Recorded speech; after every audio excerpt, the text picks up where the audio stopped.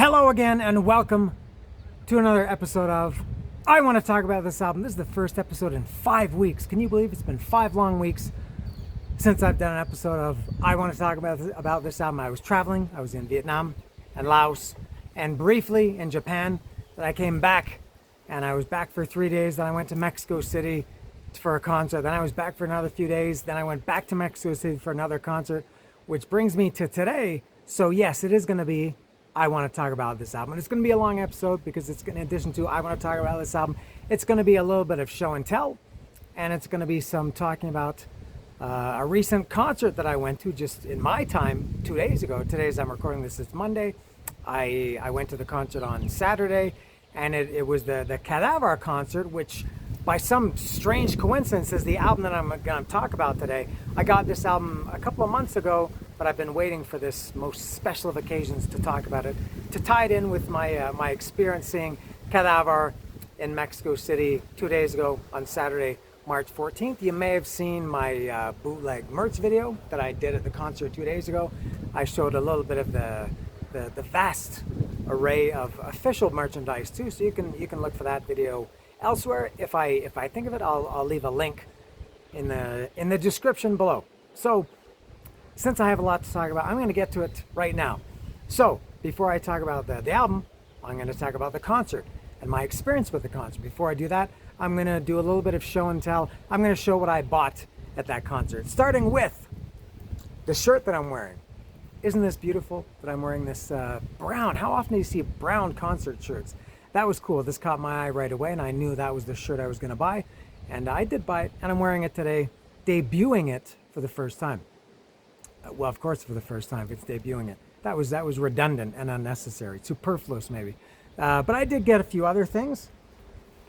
I will show you. I got this cool, I got so much stuff the bag can't contain it. I got this cool notebook. Now, I'm in my notebook that I've used for 24 years that I make notes about. I want to talk about this album and other things. I've run out of space. Today will be the last episode that I use that notebook for. So I got this. Now I did also get a kind of a similar notebook to this in Vietnam. So I have two notebooks that'll last me for another 24 years. So I got this Kadavar notebook. That's the front. There's the back. That's Simon Bouteloup.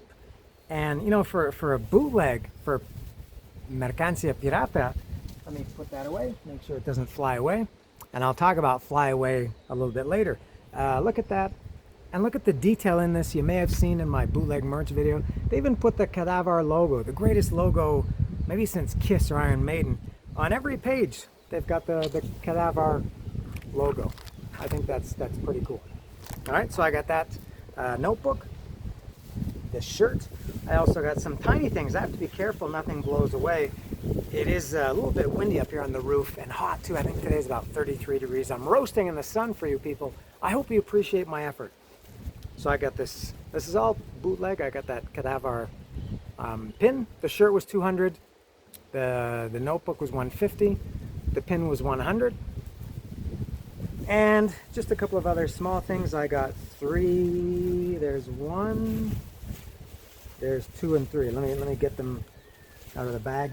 I got these little stickers. I got this the Lupus Lindemann guitar singer of Kadavar, the prayer card sticker. That's pretty cool. I got the Axl Rose prayer card when I saw Guns N' Roses in Mexico City a few months ago. I got also this Lupus, kind of a caricature of Lupus playing guitar and screaming into the mic. That's his job. I thought that was pretty cool. And the last one, this is when Kadavar was a 3-piece, they're now a 4-piece, which I'll talk about also. When they were a 3-piece, they're there in front of the Pyramid of the Sun at Teotihuacan. This is kind of an abstraction of a photo that was taken by a very, I think, as famous as a photographer can be, a Mexican photographer. Her name is Tony Francois, and she did a photo shoot with Kadavar when they played in Mexico City in 2015. And this illustration or image, probably created by AI, was taken from that photo. It's pretty cool. These were three for 50 pesos. So that was my Kadavar loot, bootleg loot. Now I have one more thing I am, oh, as I disappear, I am a long time, and I think even a staunch supporter of the great bootleg scene, bootleg merchandise in Mexico City. But there's one thing that I always get the official merch of, and that is the poster. And I did get the poster. Let me show it. I have to be careful. It's very windy. And I have to step back. I have to make sure I don't step back too far. There's the official. Can I get it? Good. There's the. Gotta make sure there. I think that's okay. I'm worried about falling off the edge. So there it is. That's the official K.A.D.A.V.A.R print. This was done by a guy called. His screen name is Dan Prince. His real name is Daniel, I guess, Herrera. He's Mexican, and I've seen his work for years. This is the first poster of his that I bought, so that's pretty cool. And it's got it's quite windy. It's got it says Pabellon Oeste, the name of the venue, March 14th, 2026, and Ciudad de Mexico down at the bottom. These are signed and numbers. There's Danny's signature there, and oh my God! And I don't know if the camera can pick it up. I got number 1. I asked them, and there was nobody at the official merch stand. There was nobody.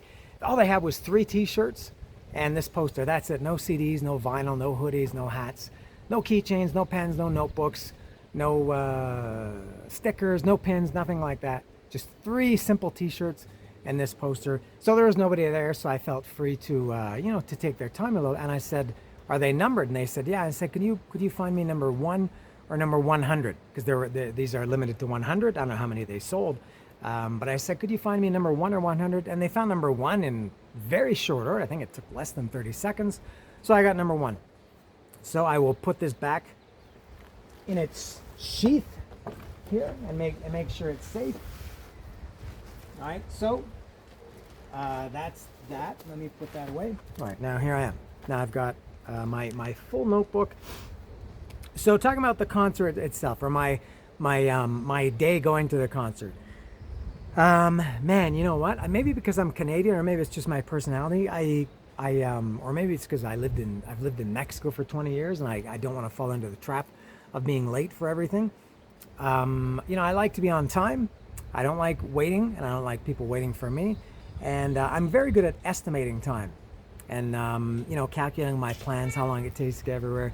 And sometimes I overdo it when I want to be on time or early for something. So I have a friend, her name is Mariana, and we were she lives in Pachuca, Hidalgo, a couple of hours north of Mexico City. I live south of Mexico City. So we weren't going together, but we were going to meet up there. We've seen Graveyard together a couple times right at the front row, and we both always get there early.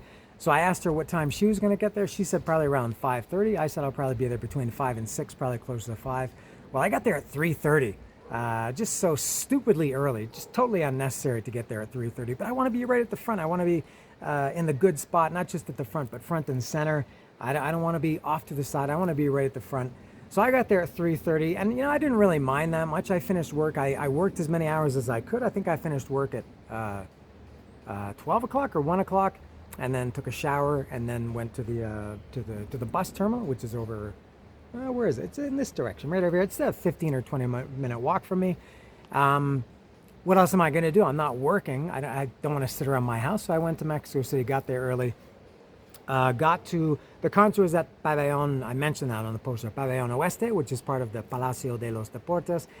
I asked ChatGPT about the capacity. They said it's 3,500, which that's a lot. And when I got in there, I thought, yeah, it is a pretty big place, much bigger than I thought. So it's kind of like a pavilion that's attached to the 20,000 capacity Palacio de los Deportes, which I've been going to concerts there since 2003. I saw Pearl Jam there 3 nights in 2003. But my first time at the Pabellon de Oeste, I don't know if it's new or not. I remember Ace Frehley played there in 2018 or 2019. I don't remember too many concerts being there. So, but it was a pretty cool venue. Anyway, so I got there at 3:30. There was one bootleg merch stand set up at that point at 3:30. A couple of other ones were arriving and setting up their stuff, and then a little bit later, as I stood in line by myself for 2 hours, nobody else there. I kind of walked back a couple of times, and you'd see the stands coming more and more, people setting up. You can see that in my video. So after waiting, and doors were supposed to open at 6:30. So I was there 3 hours in advance. An hour would have been more than enough.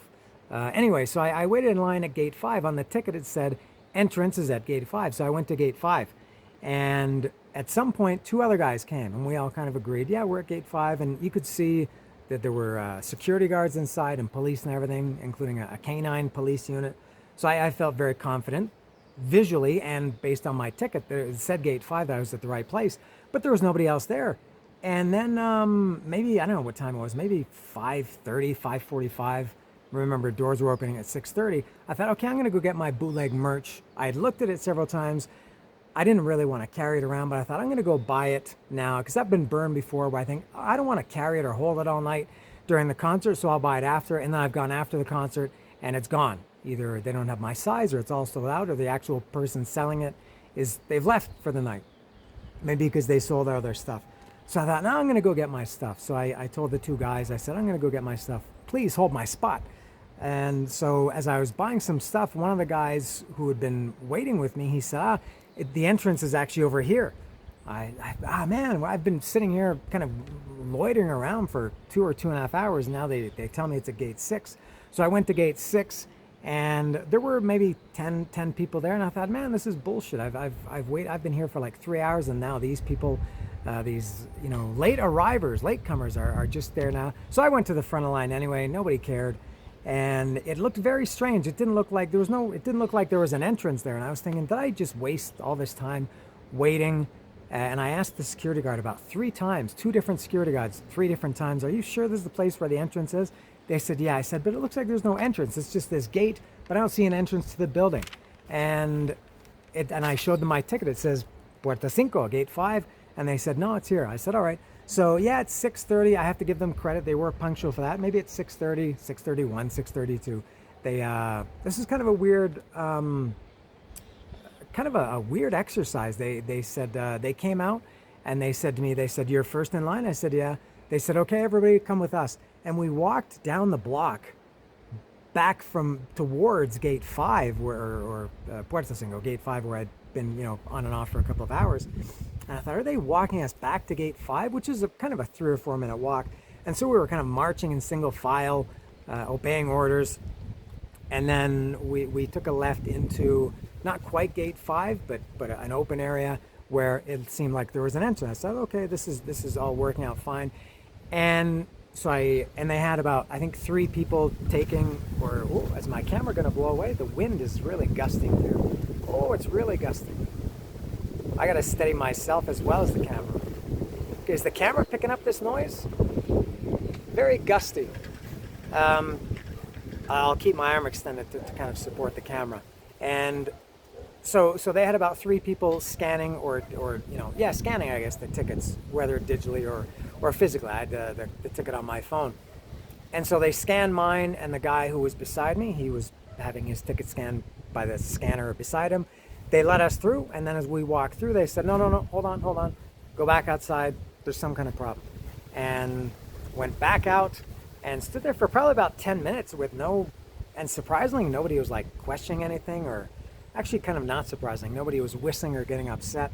And we kind of stood there waiting for maybe 10 minutes until, I don't know what the problem was. I never did know. And then they said, okay, you can go ahead. And then seriously, like 6, 7 steps later, I had my bag, just a little plastic bag with the shirt, the notebook, the stickers, and the pin. And after you went through, there's a guy who scans you with the wand, and they just kind of pat you down. And then like 4 steps after that, they asked me to put my bag on the table so they can inspect it. Now you'd think they would just kind of look at it and go, okay, it's a shirt and a book and some stickers. No, they took my shirt out, they unfolded it, kind of went like this, kind of shook it out. I don't know if they thought I was trying to smuggle in some marijuana or something, but yeah, and then they give it to me. I had to fold it back, and in the meantime, like 4 people are going ahead of me. I started to panic and become despondent and everything. And so I went inside, got up to the front. I was okay. And then I thought, man, I really want to get a poster. And I had been messaging with the artist earlier, Danny Herrera, Dan Prince.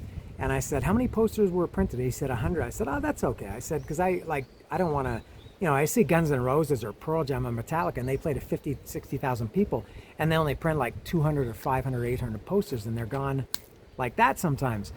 So, and I've been burned by that too, and it's very, very difficult and stressful sometimes to get a poster. So I thought, okay, 100 posters, they're not going to sell 100 posters for maybe 2,000 people. I don't know how many people were there.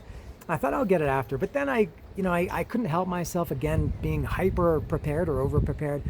I thought, man, do I want to hold the poster all night in a crowd that could get crazy? You could get beer spilled on it, vomit on it, any other kind of bodily fluid that's available might get spilled on it. But I thought, no, I feel more confident holding the poster all night. So I said to the guy beside me, actually on both sides of me, one was another friend of mine, a woman named Ceci. I said to her and this other guy beside me, I said, hold my spot, please, I'm going to run and get the poster. So I went and got the poster. There was not one person there. As I mentioned, I asked for 1 or 100. They found one. I bought it. It was 800 pesos. Came back, reclaimed my rightful spot on the rail, and I got it. And I held that damn poster all night like this. And they don't give you any... it's terrible. I talked about this when I saw Guns N' Roses. These posters are expensive, and they're potentially very delicate, and they don't give you any kind of plastic. They have in the past. They don't give you... You need like kind of a plastic... I call it a poster condom. You need a poster condom to keep it safe from the aforementioned bodily fluids and just getting nicked and, dinged and kicked around and things like that. And I asked them, I said, do you at least have an elastic? And the girl said, no, we don't have any elastics. I thought I could roll it up. It's maybe easier to protect it or hold if it's rolled up. And then the guy said, no, there's elastics. So he found a bag of elastics. He gave me one. I ended up not taking it because then I thought, I don't know if it's any more difficult if it's any easier to hold it rolled up than to hold it flat. So I held that thing flat all night, all the way on the metro, all the way to the bus station, all the way sitting at the bus station for a couple of hours, which I'll get to, on the bus, walking home to my house from the bus station here. I carried that fucking poster for, I bought it at probably about 7 o'clock, and I carried it until around 4 o'clock in the morning. So that's about 9 hours. I carried that poster very generously, very delicately, I guess, whilst rocking out to K.A.D.A.V.A.R for the length of their set. So that was it. Next, what else did I got here? The venue, as I said, I'd never been there before. Very cool. It's a big kind of a wide, quite high roof, very dark inside, huge stage. The stage was surprisingly big. I would like to see another concert there. I really enjoyed that venue. I thought it was pretty good. No opener. This greatly enhanced my night. I don't mind opening bands if it's a band I like, of course, but even some bands I've never heard of before, I've enjoyed them. But what happens a lot in Mexico, they get like 3, 4, sometimes 5 opening bands, and for one, it extends the night. It just makes the night longer. You get tired, and then by the time the headline band comes or plays, you've watched 3, 4, maybe 2 even bands, and it's too much. And you're tired and you just don't feel like it. Your ears are maybe a little bit fatigued from listening to music for hours. So I really like the no opening band. Loved it. And Kadavar was supposed to start at 8:30. And I said to a friend of mine, Beto, if you see this, Beto, 2 Betos, hello. I predicted 8:45, and they came on stage at exactly 8:45. 15 minutes later, which was expected. I think they do that just, to give people, the late arrivers, another, a chance so they don't miss anything. I have to wait an extra 15 minutes for those people. So anyway, so it started at 8:45. And by the way, they played, I'm very particular with time and, as I said, details and planning and everything. They played from the time they walked on stage to the time they walked off stage, 1 hour and 42 minutes, which is pretty good. This is the 9th time I've seen K.A.D.A.V.A.R. By the way, I've seen Kiss 9 times. I've seen Kadavar now 9 times. I've been listening to Kiss since 1976 and listening to Kadavar since 2013. So that's kind of strange. And so of the 9 times I've seen Kadavar, 7 of them have been headliners. I saw them open for Wolfmother, very first time I ever saw them. And I saw them play at a festival, so those don't count. But the one problem that I really have with Kadavar is that they play pretty short sets, even when they're headlining. They typically play like an hour and 10, an hour and 15, maybe an hour and 20.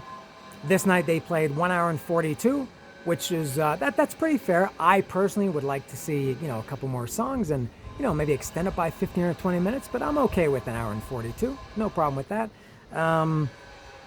What else? The sound of this concert. I don't keep, official records on this or official rankings, among, or maybe the best sounding concert I've ever heard. Just incredible. Loud as hell, not painfully loud, but very, very loud. And I could hear every detail of every instrument. It was fantastic. The drums, especially the kick drum, I could feel it pounding my chest. The bass was just this low, kind of rumbly, very prominent but not overpowering bass that was, again, you could really feel it. The guitar was clear, really, really good, amazing, possibly the best sounding concert I've ever attended. Very, very good sound. All right, the set list. Now I didn't write it here, but I do have it memorized. Not the order, but I do know the songs. So they played 14 songs. There were 4 from the first album. Let me put this down. Four from the first album, which were Goddess of Dawn, which they opened with. I don't know if they've ever opened with Goddess of Dawn before.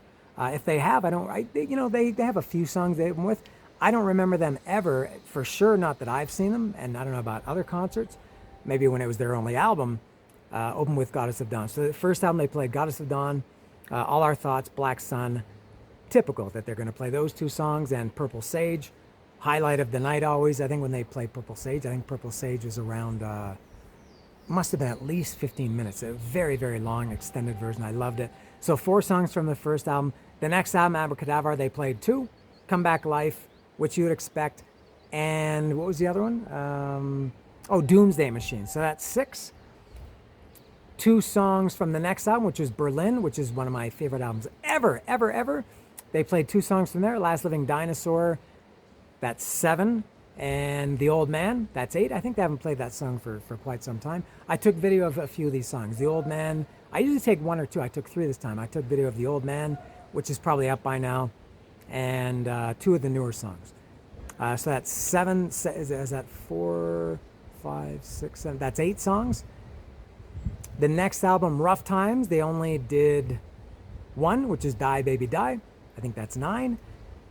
For the Dead Travel Fast, they did nothing, not 1 song from For the Dead Travel Fast. The Isolation Tapes, they didn't do anything. Kind of expected that they're not going to play. I don't know if they've ever played any of those songs live from the Isolation Tapes album. And then, so that's 9 songs. Then they played 2 from, last year in 2025, they put out 2 albums. I Just Want to Be a Sound. They did 2 songs from that. That brings it to 11. They did Regeneration and Scar on My Guitar. I took video of Scar on My Guitar. And 3 songs from the new album, which I'm going to talk about at some point today, which were, the 3 songs they did were Lies, Total Annihilation, and Explosions in the Sky. So that was the 14 songs they did. And, I'm not a setlist complainer. I would always like more songs, but, of the 14 songs they did, a couple of things I'm surprised and quite disappointed that they did not play. I Just Want to Be a Sound. I love that song. And, it's new. It just came out last year. It was a single. You would think they would have done it. So that was a disappointment. There are other songs that they didn't play that I'm not disappointed because I wasn't expecting. But I was totally expecting to hear I Just Want to Be a Sound. I have a tattoo of I Just Want to Be a Sound down here. And so they didn't play that. I was very surprised. And they also didn't play Living in Your Head, which was kind of a B-side from the first album. I love that song. It's one of my favorite K.A.D.A.V.A.R songs. I would even say it's their signature song. I think that's the song that represents K.A.D.A.V.A.R better than anything else. But I kind of like that they didn't do it because they do that pretty much at every show. That's a real staple. That's like Kiss doing Black Diamond. And they didn't do it. So I kind of like that sometimes it's good to, even as much as I love that song, it's good to have a break sometimes. Take it away and maybe bring it back the next tour, or who knows, maybe they'll play it at their next show. So they'll be the only 2 set list comments that I have to make. Let me go back to the notes.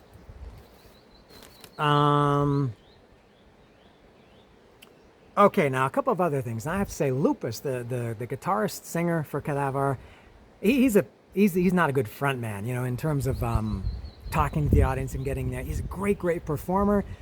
I love his voice. He's one of my favorite guitarists, which is really saying something for somebody so, new and modern. I come from listening to Van Halen and the Kiss in the 70s and things like that. So for me to consider that Lupus is one of my favorite guitarists, that's really saying something. But yeah, he needs to work on his stage banter. There's no need for him to be Paul Stanley or David Lee Roth, but he asks a lot of questions. I don't like answering questions or being asked questions. He he said, "Are you ready for some rock and roll?" He actually said that. Are you ready for some rock and roll? That's a terrible question. I don't like that question at all. He asked before Doomsday Machine. He said, "Are you ready for the Doomsday Machine?" At one point later in the show, he said, "Are you still there?" Yes, we're still here. We didn't leave. We didn't go home. The concert still has, 25 minutes remaining. Nobody left. Yes, we're still here, Lupus. Thank you for asking. What else did he ask? I remember when they played here maybe 10 years ago or something. They have a song called Into the Night, which is not about skateboarding, but it appeared on a Riley Hawk skateboarding EP. And I remember before they played that song, he said, "Do you guys like skateboarding?" Well, I don't like skateboarding. I'm 56 years old. At that time, I was 46 or 47. But I like the song. You can just play the song. You don't have to ask me if I like skateboarding. So, yeah, just funny. To me, it seems very awkward. And it's like he thinks he feels, like, oh, I have to say something. I'm a singer. So I'll just ask these questions. And at one point he gave, "Are you out there in Mexico City?" "I can't fucking hear you. Are you out there in Mexico City?" Unnecessary. Did not affect my enjoyment of the concert because I really, really enjoyed this concert. Now, this is my first time seeing... Oh, one more thing about Lupus. I thought it was strange that, they play their main set, 11 songs, and then they go away and they come back for an encore. And when they came back for an encore... Oh, this is another question that Lupus asked. He said, "Do you want one more? Do you want another song?" And he said, "Do you want one more?" And the crowd goes, "Yeah. Do you want two more?" "Oh, yeah, two would be great. Yeah, thanks, man." "Do you want three more?" So there were three more questions. And he goes, and of course the crowd is very happy to hear three more songs.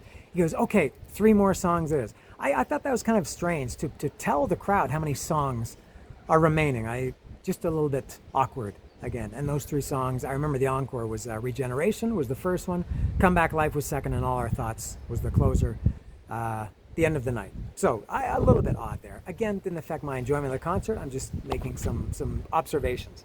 Now another thing, just a general thing about this concert, this is the first time I've seen K.A.D.A.V.A.R as a four-piece. They started as three guys, but I think it was in 2020 or 2021, they added a third guy. His name was... Jesha Kreft, I think is his name. Jescha Kreft, Kreft. Jesha Kreft. And to be honest, it's my first time seeing him live. I don't know how to say this. I have no problem with the guy, but I don't feel that he added anything. And I found that I didn't really pay any attention to him. Maybe because I'm so used to seeing Kadavar as a three-piece 8 times. And, he was obviously, in my view, crowd left was Lupus, crowd right was Simon Bouteloup, the bass player, and Tiger is in the middle at the back. And Jesha is kind of off further to the right, kind of played a little bit behind Simon. And so he wasn't off the stage. He was on the stage the entire night, but he did kind of take a little bit of a backseat to the three main guys in K.A.D.A.V.A.R. So I didn't pay too much attention to him. Sonically, I don't know, maybe if you listen to a proper professionally recorded version of the concert, maybe you would hear, what he added. But, being there in the crowd and just hearing this big, massive, tsunami of sound, I don't think it added anything. Good for him that he's in the band. I'm not saying get him out of there. He shouldn't be there. I'm just saying, for me as a fan, I kind of feel bad saying that. Not that he's ever going to know I'm saying this, but yeah, it seemed unnecessary. That's what I thought about Jesha Kreft. Let me see if I have anything else to say.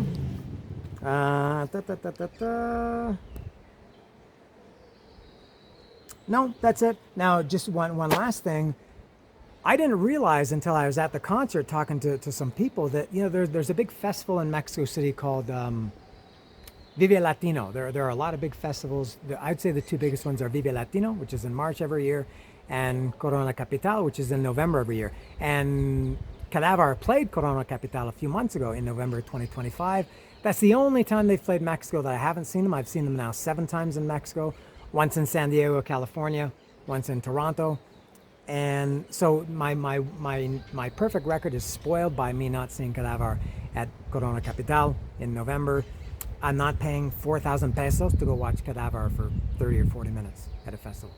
No. So So Vive Latino, I didn't realize that it was happening on the same weekend. And the venue where K.A.D.A.V.A.R played, Pabellon Oeste, and the venue where Vive Latino was, is Foro Sol, or Estadio GNP it's called now, where I've seen Iron Maiden, maybe 8 times. I've seen Metallica there numerous times. I've seen Black Sabbath there a couple times, Foo Fighters a couple times, U2, Guns N' Roses, I think 3 times. I've seen many, many concerts there.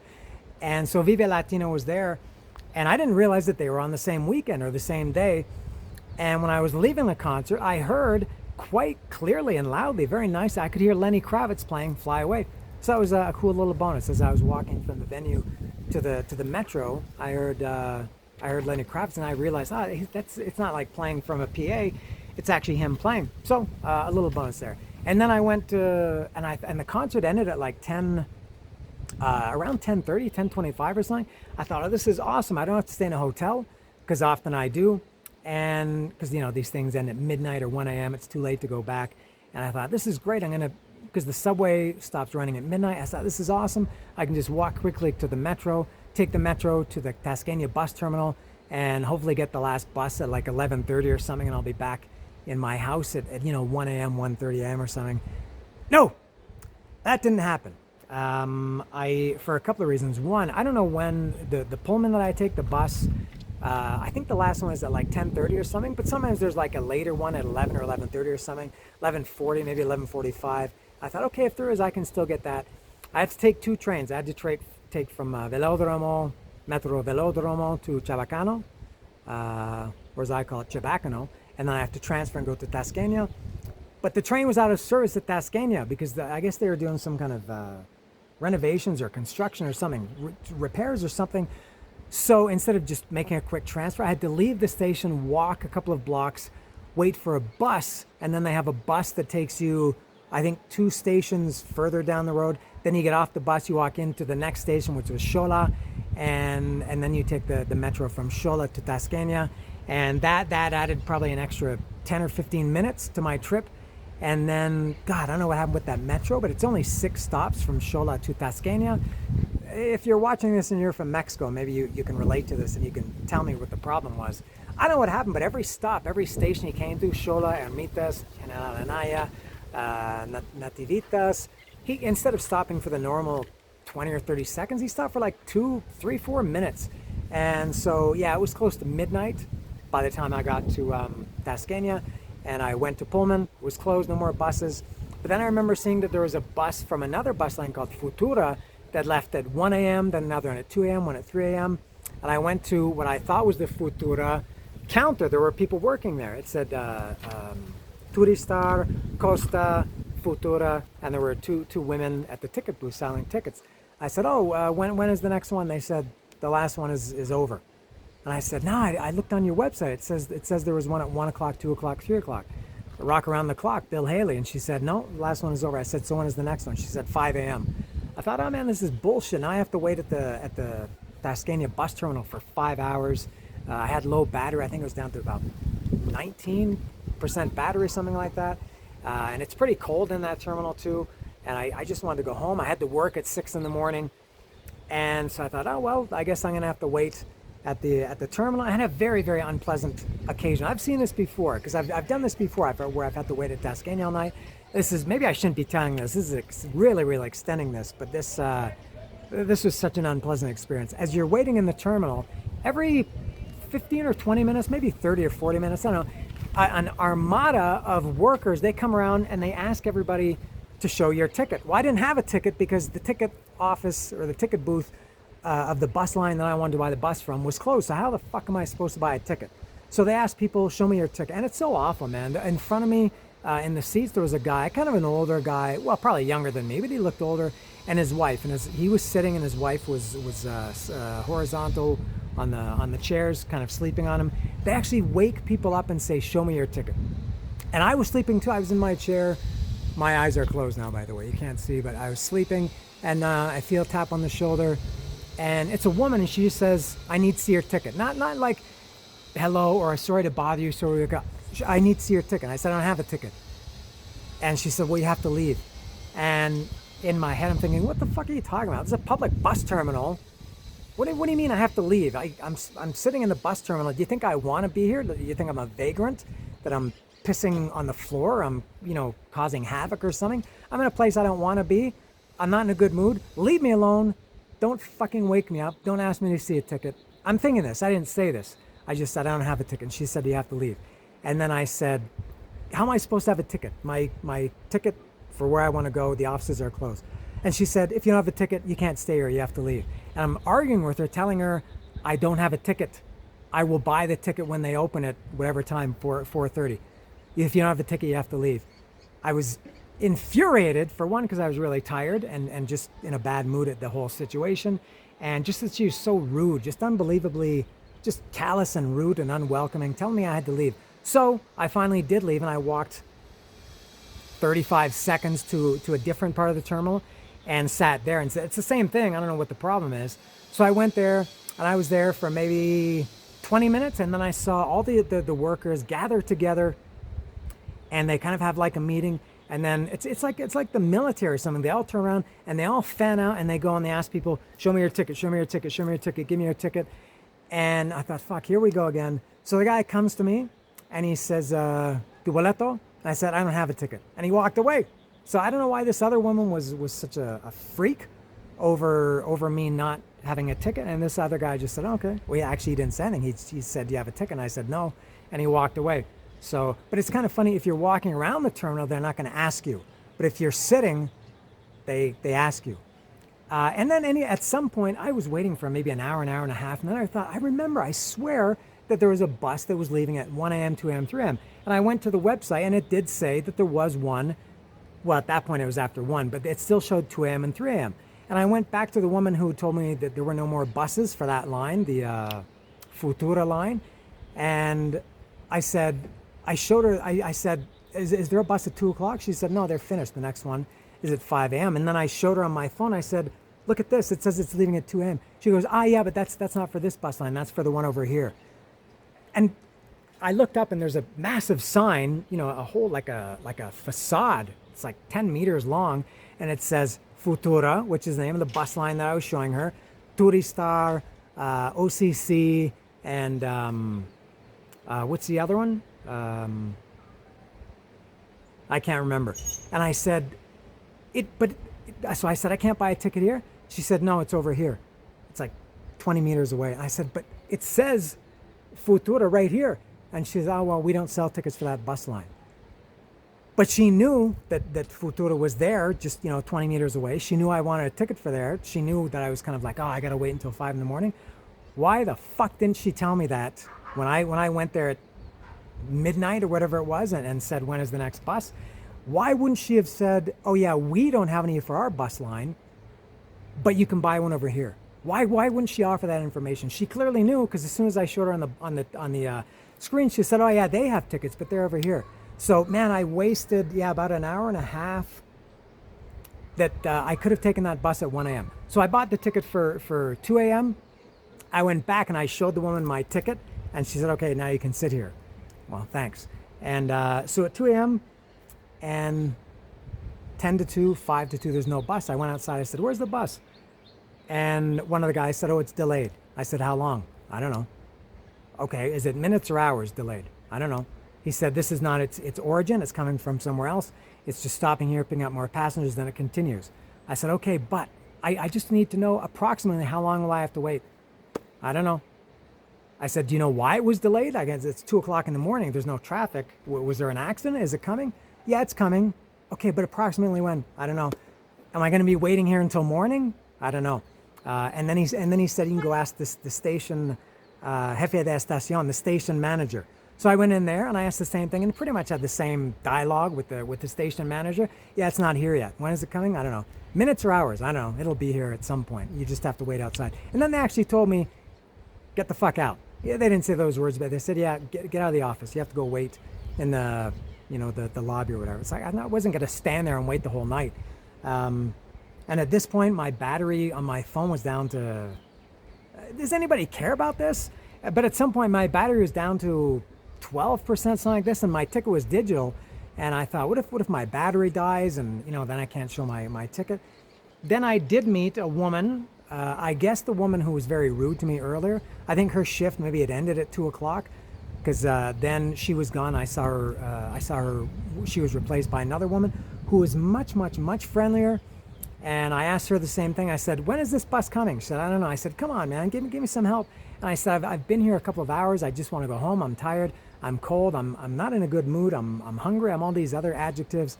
And she said, and I said, "I have no battery." She gave me. She said, "Oh, you can go in here and charge your phone for free." And I said, "I don't have my charger with me." She gave me a charger, very nice compared to this other woman. And she even gave me a jacket to wear. I don't know where she got it, but there was a jacket there. It was, I guess, for the staff who work there. She gave me a jacket to wear. She said, "Oh, you can get some coffee here. You don't have to pay for it. Just get some coffee." So it was nicer. At least that made me feel a little bit better, but I still didn't know when the bus was coming. So then I was kind of sleeping like this with my chin in my chest. And, in Mexico, they're not always the most polite or friendly people. I heard like a banging on the window, and it was a guy outside, and he went like this, like, "Your bus is here." So I got up, I went outside, and my bus was there. This is at 3 a.m., so the bus was like an hour late. And when I showed the bus driver my ticket, he said, "This is not the bus you have a ticket for." And so I called the guy over and said, "What the fuck is going on here?" So it turns out that the guy who was late, I don't know if he was like maybe the 1 o'clock bus or something, but he said, because on my ticket it says 2 o'clock and this is 3 o'clock. He said, "Well, I'm not the 2 o'clock bus."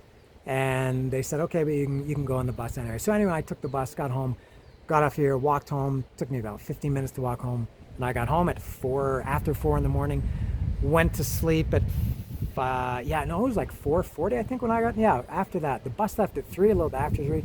I got home close to 5, went to bed around 5:30. I had to walk the dogs, have to, do a few other things. Went to bed at 5:30, woke up at 7:30 to work at 8 o'clock. I was supposed to work at 6. I canceled the first 2 hours. So I slept 2.5 hours, woke up, went to work at 8 o'clock, worked until 6 p.m. So, did you get all that?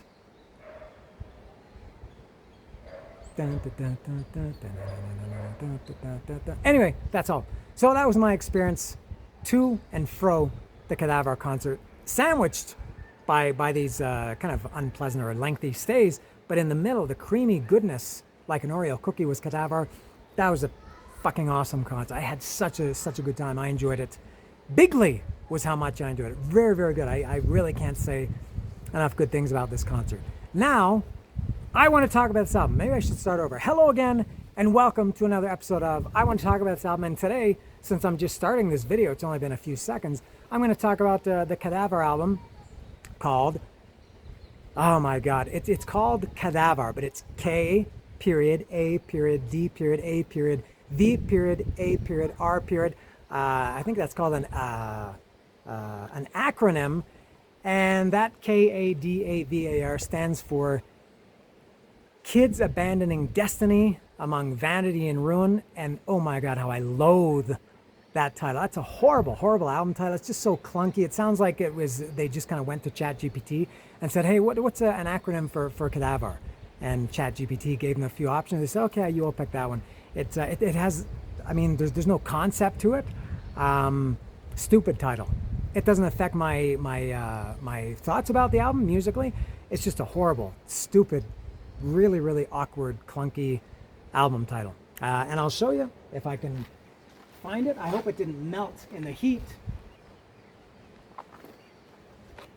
Here it is here. There's no indication on the cover that it is called Kids Abandoning Destiny Among Vanity and Ruin, but it does say it at the top here. Kids Abandoning Destiny Among Vanity and Ruin. That's a harsh color tone. Those are clashing colors, I think, pink and red. So there's the album cover. No words. It doesn't say K.A.D.A.V.A.R. It doesn't say the album title. Nothing like that. There it is on the spine. All right. So now, before I get to the track by track, my general thoughts about this album, a couple of things. One, this was their second album of 2025. They released I Just Want to Be a Sound in, I think that was in April or May 2025. This came out, I think, in October or November 2025. And it's a little bit of a trap. And I'll explain that when I get to the track by track. So, they really, K.A.D.A.V.A.R is a very, heavy rock, not quite a metal band, but very heavy rock, really riff-oriented music. But they did a real turn with an album called The Isolation Tapes, which was recorded and came out during COVID. And I talked about that album in a prior episode. And it very, very, very, very strange album. Almost no guitar on it. It's all synthesizers and kind of a weird drums and everything. Very, very, very un-K.A.D.A.V.A.R. And I thought, okay, and I didn't mind it, and I appreciate that they did it, because I think it's like, they thought, okay, we're in COVID, we can't really do anything, we can't tour, so we've got this music in us, let's just get it out. And it's kind of like a bonus album. I think if COVID hadn't happened, that album never would have happened. So for me, it's pretty cool. It's like a bonus album. And I thought, okay, their next album is going to be back to Kadavar, as you would expect. And it wasn't. That was I Just Want to Be a Sound, which I just talked about, and I did an episode of this a couple of months ago, last summer maybe. And that was not as extremely distant from their previous sound as the Isolation Tapes was, but it was a much more pop. There was some guitar on it, a few kind of rock songs, and there was, a little bit of rock on it, but it was very kind of poppy, even slightly electronic, and very, very, very, very different style from what you would expect from Kadavar. I think I mentioned in the video for I Just Want to Be a Sound, and I want to talk about this album episode, that I think that's the biggest change I've ever seen in a band ever. You know how Metallica had Kill 'Em All and the Black Album. That's a pretty big, change over the course of 4 or 5 albums or whatever. And every band changes. Bon Jovi's later albums were not like 7800 Fahrenheit, but I think Kadavar, the Isolation Tapes / I Just Want to Be a Sound was the biggest gap between albums from one band. Did I explain that properly? Very, very different. So I thought, okay, well, then the next album is going to be more back to their rock sounds. And they at some point they said, don't worry, we haven't forgotten about our guitars, but here's our new album. So then this came out, and what I really like about Kadavar, they don't fuck around. They record an album, they put it out. There's no hype. There's no, we're writing a new album, we're going to go into the studio in 6 months. There's no, we went in the studio today, we're tracking demos. And then a couple months later, we're in the studio today recording the drums. And then a month later, we're in the studio recording the guitars. And then a month later, now we're recording the vocals. The album is finished, and then 2 months later, now we're mixing it, now we're mastering it. It's coming out in 6 months. They go into the studio, maybe because they're German, they go into the studio, fuck you, we're going to do an album. It's done in a month, and it's out 2 or 3 months later. I love that about Kadavar. Very, very old school. So, they released 2 advanced tracks from this album, which is the first track, the first song on the album, Lies, which I'll talk about, and the last track, which is Total Annihilation. And as I said, a little bit of a trap, because when you heard those songs, you go, oh my God, Kadavar is back to how they were with the first album, self-titled, Abracadavar, the second album, Berlin, Rough Times, For the Dead Travel Fast. This sounds like Kadavar from those first 5 albums, what you expect. But then when the album came out and you heard the whole album, you go, this is actually, kind of more like I Just Want to Be a Sound than it is like those first 5 albums. Having said that, I love this album. It's a fucking awesome album. I really, really, really, really like it a lot. I listened to it today before I did this episode. I've listened to it a few times since it came out a few months ago. Maybe just because I saw them a couple of days ago, I appreciated it more when I listened to it today than I did when I've listened to it in the last couple of months. But a really, really good album. It's a little bit of a strange album. It's only 9 songs, really 8, which I'll talk about, but it's 41 minutes. And I kind of like that. I've talked about before about how many albums get brought down because they're too long. These 60 to sometimes 70, 74-minute albums, they're just too long. You can't. It's hard to listen to an album for that long, especially in this day and age when we have such short attention spans. So it's 8, let's say 9 songs, 41 minutes. And it's direct, to the point. It's quite varied. It's not like every song kind of sounds the same. Very easy to listen to this album. Now, a couple of things about this album. The guitars, with few exceptions, the guitars sound kind of strange. It doesn't really sound like K.A.D.A.V.A.R, how you expect them to sound from those first 5 albums. The guitars, except for a few small examples, they're kind of buzzy sounding. They're not like heavy, like distorted, like in the past. It's kind of a buzzy sound. And the drums, especially the snare drums, K.A.D.A.V.A.R had a very, very kind of bombastic, booming sound, especially the drums. And going back to the concert, as I said, one of the best sounds I've ever heard. It was so great to hear those songs and these new songs with that bass drum hitting you in the chest. And so the drums on this album, especially the snare, it's very, and I'm sure this is intentional. This is not like they, like suffered some malproduction or something. I think K.A.D.A.V.A.R knows exactly what they're doing and what they want, and they just went with this kind of weird, almost electronic. The drums almost don't sound like real drums. They sound like a drum machine or programmed or something. But for some reason, I can accept it from K.A.D.A.V.A.R. Not from Judas Priest on Ram It Down or whoever else used the drum machine, Def Leppard. But so it is a strange album sonically. I'm okay with that. I'm very open-minded towards K.A.D.A.V.A.R. I think because they are open-minded about their music. Anyway, so that's it. I will go through it track by track now. No, first I will open it. It's still sealed, and I did bring up a tool to bring with me to open it, and I will do so right now. I'll see what's inside, and then I will go through it track by track.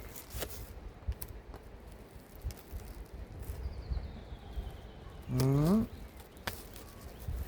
let me put the plastic away so as not to pollute my neighborhood. So here it is, and as always, I will give you, the viewer, the first look at the gatefold. I've never seen this before. I don't know what it is. Knowing K.A.D.A.V.A.R, it's probably something weird, possibly artsy-fartsy. What is it? Oh, okay. Oh, that's pretty normal for K.A.D.A.V.A.R. Okay, cool. Just a picture of the band, the lyrics. I like that a lot. Oh, cool gatefold. And let's see. Oh, very nice packaging. All right, so it's there's the record itself. It's black vinyl, as it said on the hype sticker. So there's side B, and there's side A, and it appears to come with a poster, which I will look at today and then never see it again. Oh, it's a double-sided 4-panel poster. I gotta be careful walking around here. Okay. There's one side, vertical, and here's the other side, horizontal. That's called a double-sided poster, and for some reason there's a picture of Sebastian Bach in K.A.D.A.V.A.R. I have no idea why. Anyway, I will put those away for now, and I will, I'm sorry to dip down below the camera out of view, but I am here. So I'll talk about this record now. So the first song, as I mentioned, there is Lies. Now this, when you first hear it, you go, yeah, this is K.A.D.A.V.A.R. This is, back to how this is old school K.A.D.A.V.A.R. OG K.A.D.A.V.A.R. how I want them to be. And it's slow, it's heavy, it's real guitar, riff, bass. The opening guitar,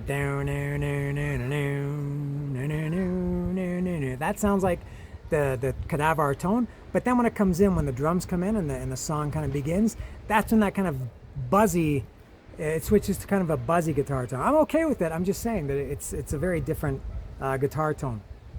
Now, another thing in general about this album, two other things. I think Lupus, the singer, he has a different singing style than he has in the past. He sounds more, and this sounds like I'm, like I don't like it, but I don't care. It's an observation. He sounds kind of nasally. He sounds a little bit nasally now. And also the guitars, there's guitars all through this album. Guitar solos, maybe not as many. There are at least 3 songs I remember that had fucking awesome guitar solos. But I felt like both his vocals and the guitar solos are a little bit lower than I would like them. I would like to hear them more prominent, because I listened to some other K.A.D.A.V.A.R. today. I listened to Berlin and a little bit of, I listened to Liquid Dream from K.A.D.A.V.A.R. And yeah, those songs, the vocals and the guitar solos are much more prominent. All right, so anyway, so Lies, yeah, very good song. And the guitar solo in Lies, it's at the end, it kind of as an outro through the song. I think Last Living Dinosaur from Berlin had that too. Great guitar solo to exit the song. I just wish it were a little bit louder. Next, number 2 is called Heartache. I really like the song. It's up-tempo, it's melodic, it's catchy. I think it's a very good song. The guitars here are kind of again, not like the guitars you'd expect from Kadavar.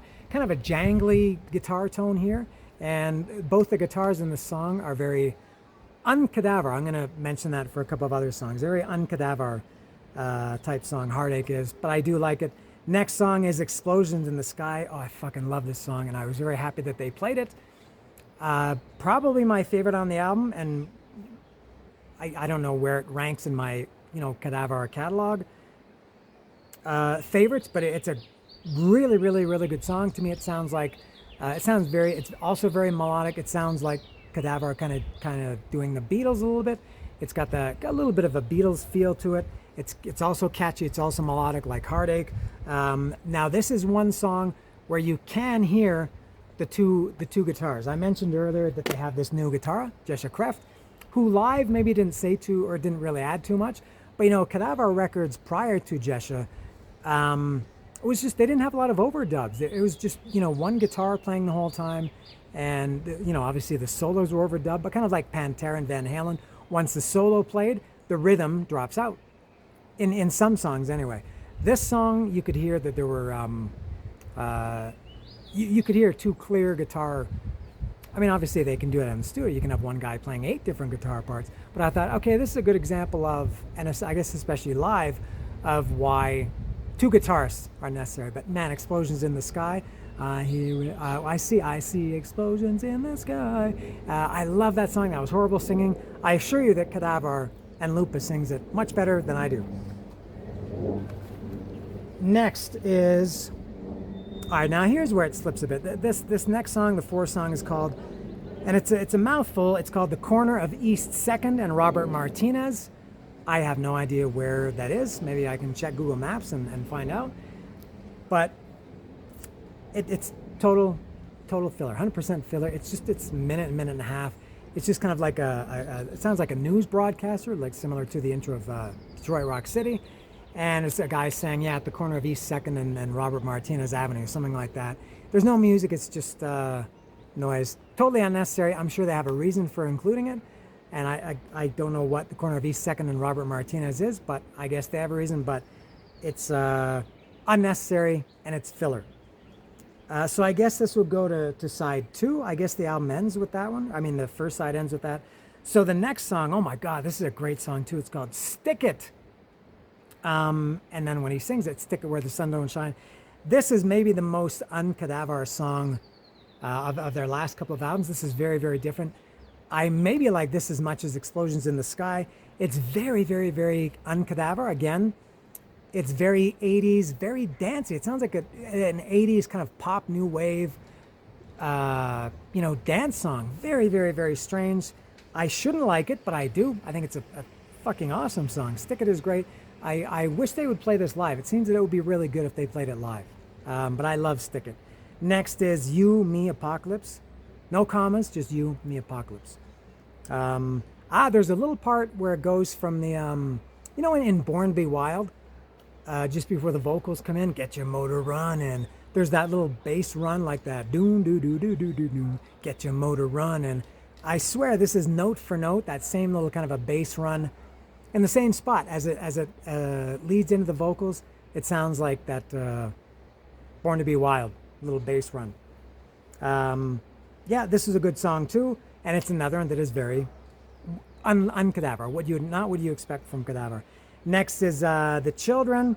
This one, it's pretty good. It's up tempo, and it's also un-K.A.D.A.V.A.R. What's that, like 4 songs already that I've said about that? The next song, this is a weird song, but when I started to listen to it, I thought, I don't know if I like the song. By the end of it, I thought, that's a fucking awesome song. It's called K.A.D.A.V.A.R. with a period after each letter, which is kids abandoning destiny among vanity and ruin. And the intro, the first minute or minute and a half, is very kind of a strange, weird, kind of an awkward, just a strange intro. And then it goes into almost borderline filler. And this whole song sounds like it's a bunch of different things all pieced together. But by the end of it, I thought, that's a really cool song. And they repeat kids abandoning. They're singing kids abandoning destiny among vanity and ruin. They just kind of sing that, repeat it over and over again, and then they spell it out, K-A-D. It's kind of like shouting. I guess it's like a bunch of them singing.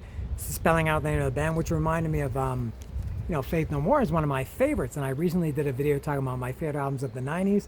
And Faith No More Angel Dust was on there. And there's a song on there called Be Aggressive.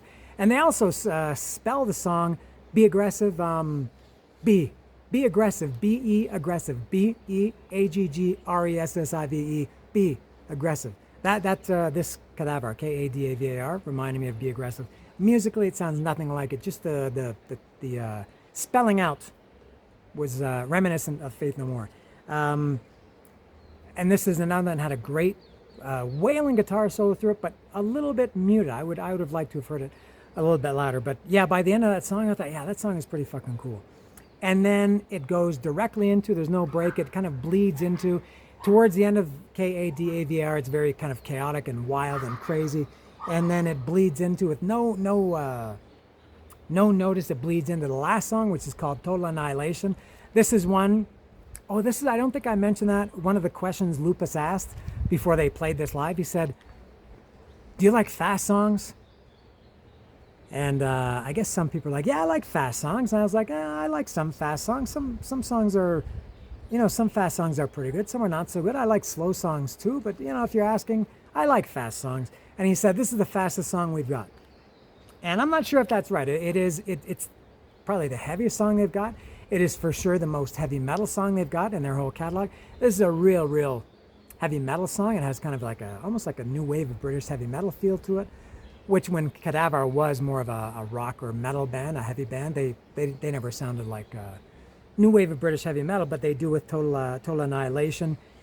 And I'm not sure if it's their fastest, but it is a good song. Maybe Into the Night from Berlin is also very fast, and Creature of the Demon is pretty fast.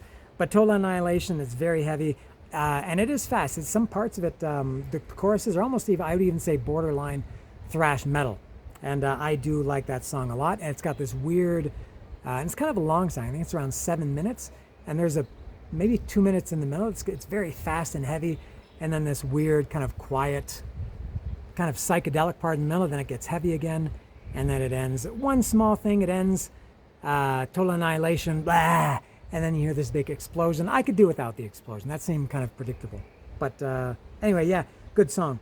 And very good album. I'm very happy to have K.A.D.A.V.A.R back into my life with this album, with K.A.D.A.V.A.R, Kids Abandoning Destiny Among Vanity and Ruin. So that's all. This episode was incredibly long.